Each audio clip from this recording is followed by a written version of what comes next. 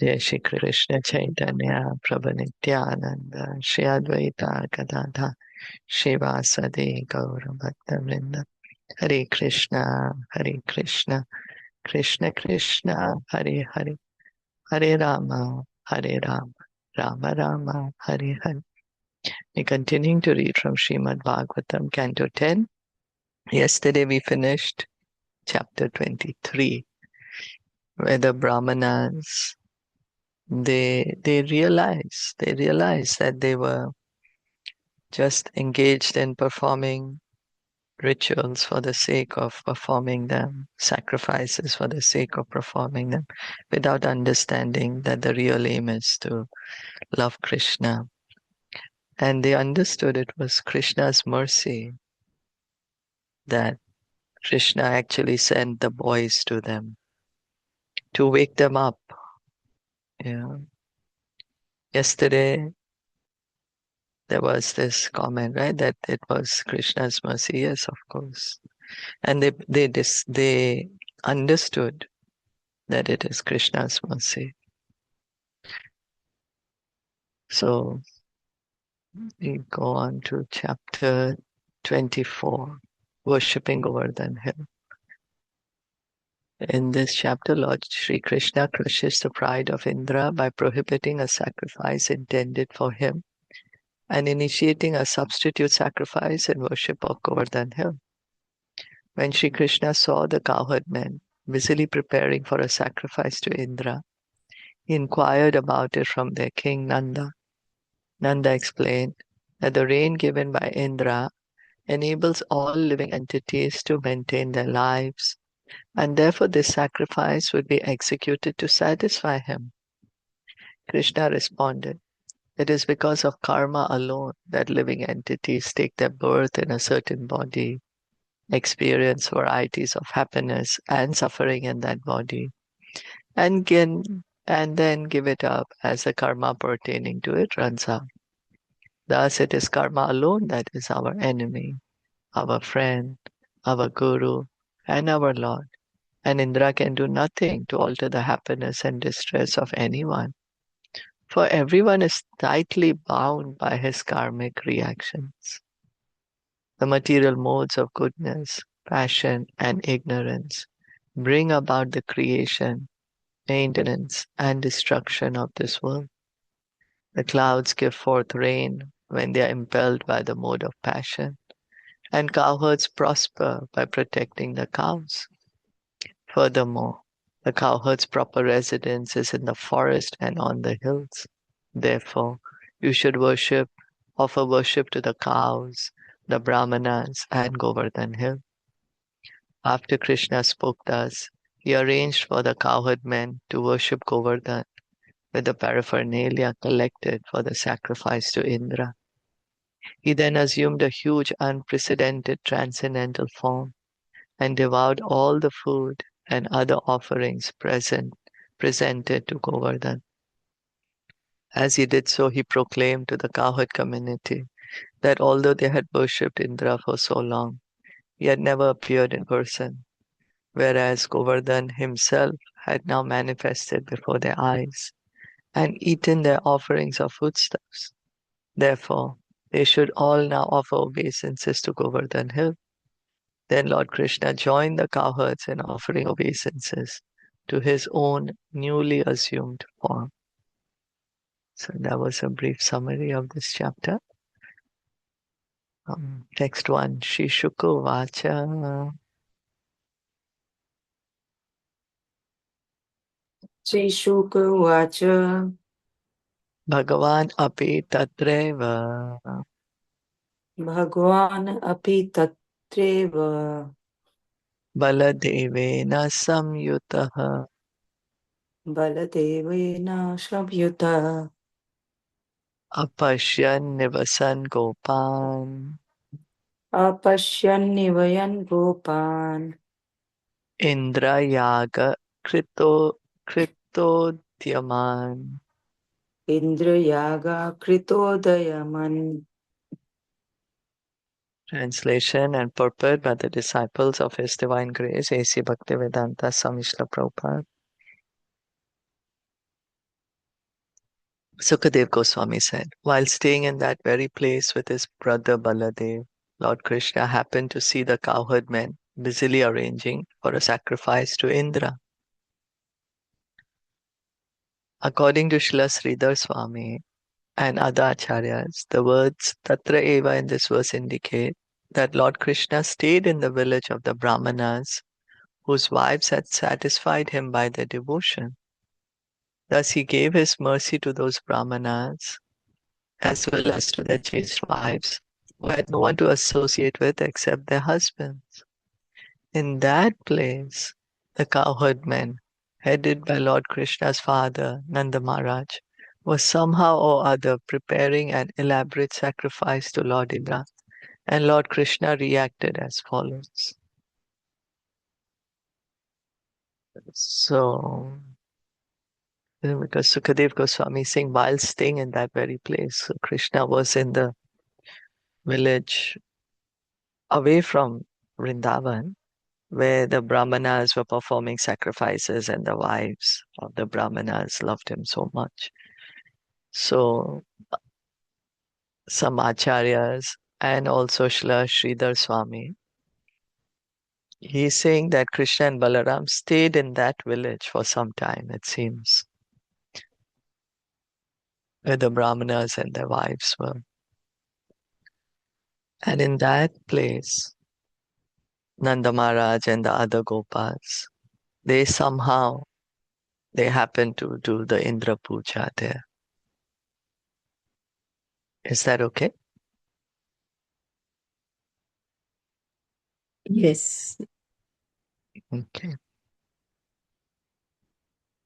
Tad abhigyopi bhagavan Tatyabhijyunopi Bhagavan sarvatma sarvadarshanaha Atma Sarvadarshana prash prashrayavanato prachat Prashyayavanato Prasyat Vridhananda purogaman. Vrindananda Purogaman. Being the omniscient super soul, the Supreme Lord, Krishna already understood the situation. Yet he still humbly inquired from the elders, headed by his father Nanda Maharaj. Lord Krishna was eager to enact his pastime of lifting Govardhana hill and defeating the false pride of Indra, and thus he cleverly inquired from his father about the imminent sacrifice. So Krishna knows everything. Srila Sukadev Goswami is saying he's the omniscient super soul, all-knowing. Krishna is in everyone's heart. He knows everything. So he already knows why it's happening, why the puja is happening, what's happening. But he has this pastime to lift Govardhan hill, to crush Indra's pride. So he's asking from Nanda Maharaj, Katyatam me pita koyam, Kathayatam me pita koyam sambramo va upagataha, Sambrambho va upagataha kim phalam kasya vodesha, Kim phalam kasya vodisha kena va sadhyate makhaha. Ena vasadhyate makha. Lord Krishna said, my dear father, kindly explain to me what this great endeavor of yours is all about. What is it meant to accomplish?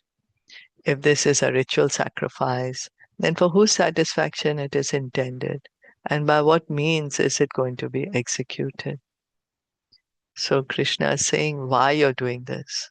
What is this great endeavor of yours all about? Because he's saying there's so much preparation going on. What's going to happen by doing this sacrifice? Is it just a ritual? Then, if it's a ritual, then who are you going to please by doing this ritual? And by what means? How you're going to do it?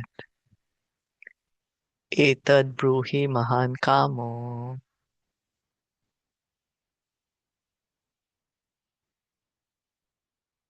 etad brui mahan kamo mayam shushrushave pitaha nayam shushuvapita nahi gopyam hi sadhunam nahi gopyam hi sadhunam krityam sarvatmanam iha. krityam sarvatmanam iha Asti asva paradrishtinam asti ashvaparadristinam amitro dasta vidvisham. amitro dasta visam. Please tell me about it, O Father. I have a great desire to know, and I'm ready to hear in good faith. Certainly, no secrets are to be kept by saintly personalities who see all others as equal to themselves.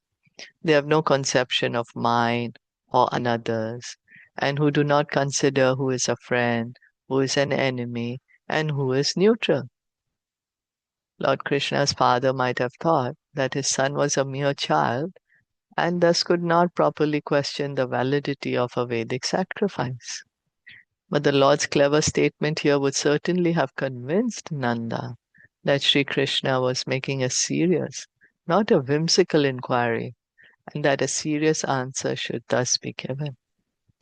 So Nanda Maharaj may think, oh, Krishna is just a child, what he's asking, what I'm going to tell him so much.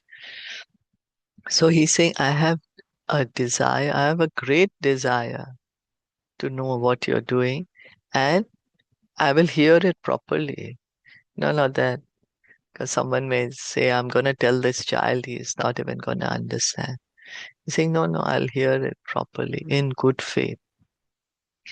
And then those who are sadhus, they always give knowledge to everyone. They don't say, oh, I'm going to give knowledge to this one and not to that one. No, they're equal to everyone. They don't say, oh, this is mine, so I will give knowledge only to them and not to others. Or they don't say, oh, this is my friend or this is my enemy. So here, Krishna is speaking very nicely. So he's saying that Nanda Maharaj is a saintly person. So even he should give Krishna this information why he's doing this sacrifice. Is that okay?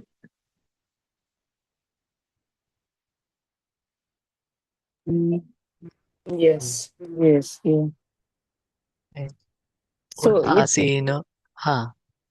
so it means like uh, Krishna just want to tell like if saintly person like he is pure and everything is okay, but he still have to do some sacrifice, or is in another way, like not to No, required to do.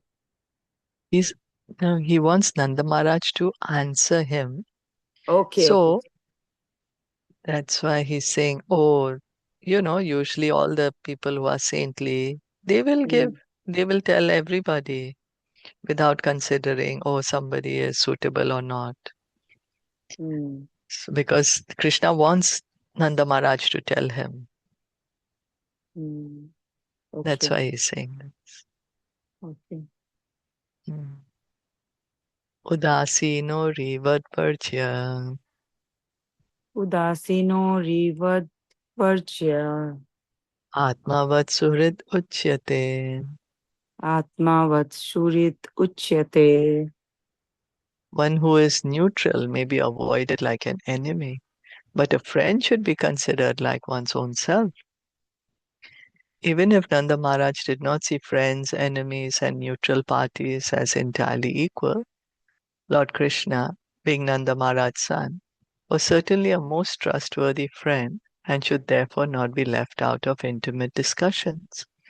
In other words, Nanda Maharaj might have thought that as a householder, he could not act on the highest saintly platform, and thus Lord Krishna furnished additional reasons why his father should trust him and reveal the entire purpose of the sacrifice.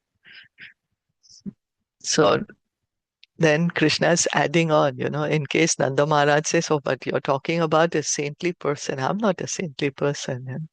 I'm just ordinary cowherd man. So Krishna is saying, but I'm not your enemy. I'm your friend. I'm your own son. So surely you can tell me all this information, why you're doing this sacrifice, for what, for whose pleasure, how is it to be done?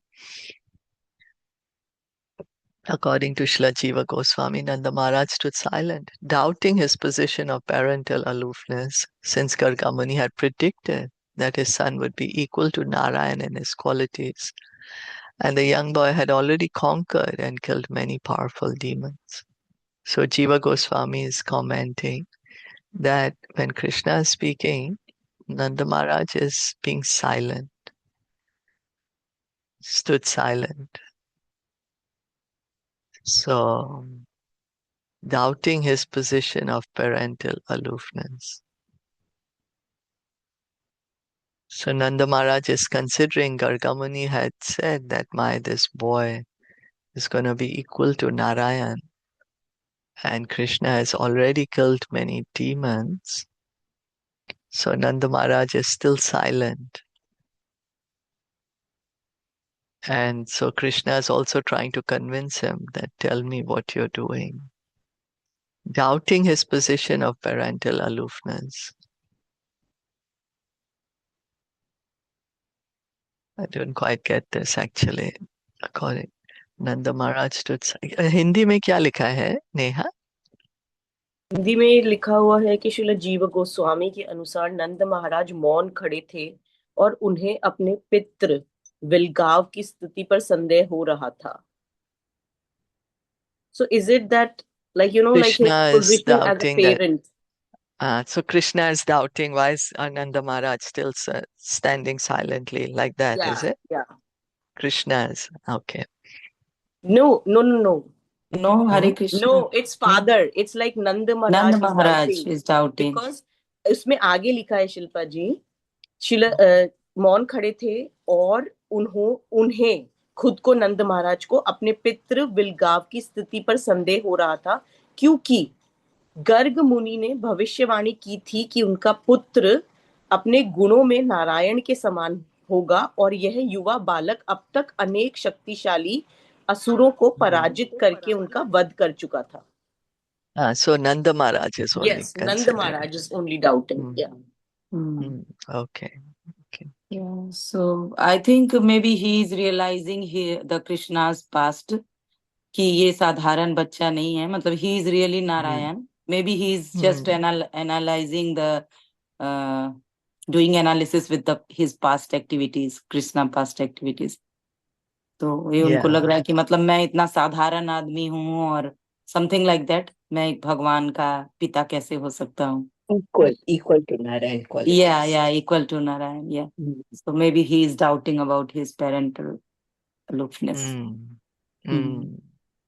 और गर्ग मुनि ने भी ना बोला था. So हाँ, that's why he is predicting everything. Yeah.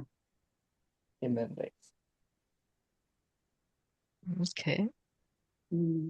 मतलब अब उनको रियलाइज हो रहा है कि ये साधारण बच्चा सच में नहीं है. हाँ, that's ये right. चीज. हाँ. Yeah.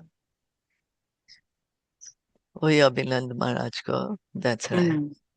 Okay. क्योंकि because not such a small child will never ask that in such a detailed and serious question.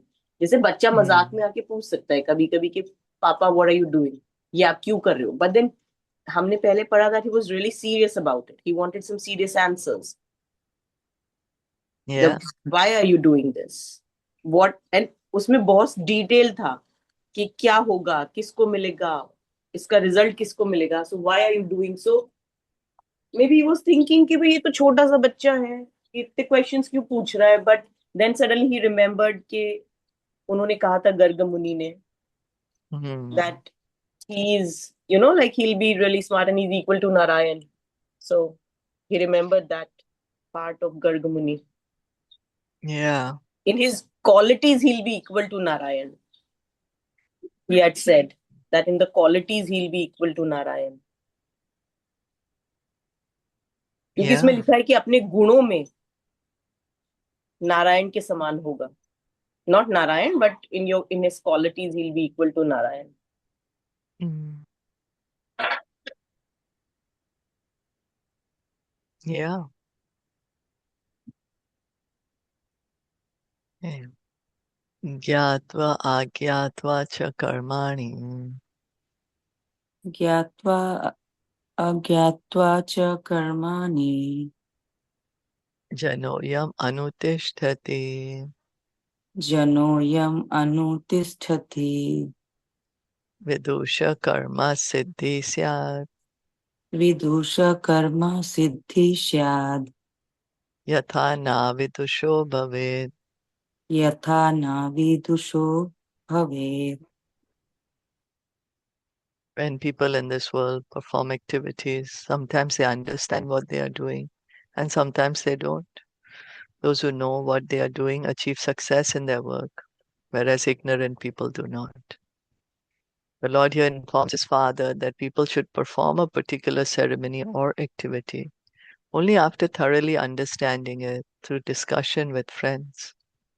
We should not be blind followers of tradition.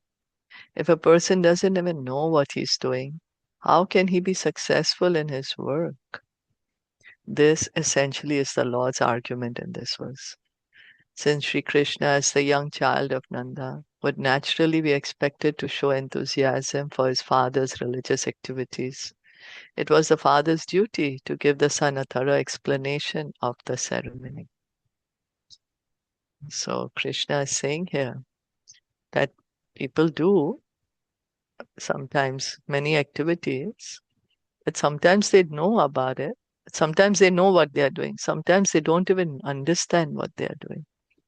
And those who understand what they are doing, they are going to be successful. They'll get the proper result.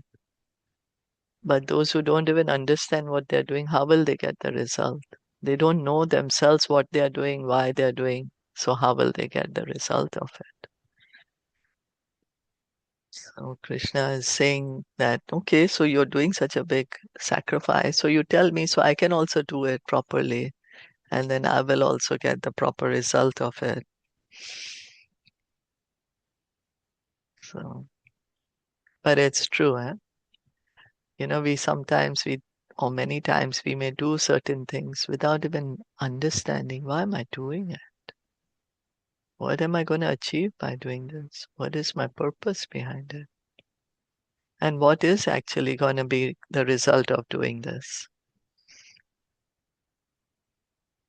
So Krishna is giving a great lesson here. We should understand what we are doing. Hmm.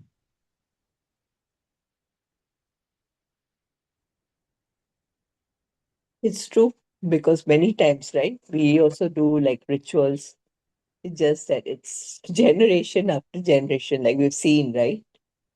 Yeah, Grandparents doing, parents doing, and then we follow. But yeah, without understanding at times, many times, yeah, yeah, it's true. yeah, it's true. So Mm. Krishna here is questioning. Oh, what are you doing? Why you're doing it? And he asks, is it like a ritualistic tradition that you're doing? The very first question is, mm,